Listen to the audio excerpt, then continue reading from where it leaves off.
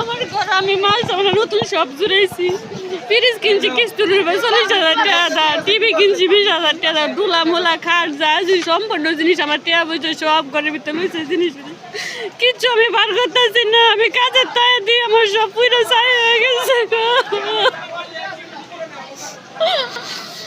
একটা বাজে আগুন লাগছে প্লাস্টিকের থন কারখানায় থন, একটা দিকে আগুন লাগে লেগে আস্তে আস্তে এই যে চারিদিকে ছাড়াইছে। তাই পানির গাড়ি তো লগা লগা আহে নাই, আইসে হলো 2 ঘন্টা, প্রায় 1.5 ঘন্টা 2 ঘন্টা পরাইছে। তা আমরা তো মনে করেন টাঙ্গির বাড়ি যা আসলো দিয়া কতক্ষণ মনে করেন ই করছি, বহুত ক্ষতি হয়েছে। ঘরে মনে করেন ফ্রিজ কন, টিভি কন, খাট কন, ই কন, এই সব মনে করেন কিস্তিতেই করছে, যা আছে সব শেষ।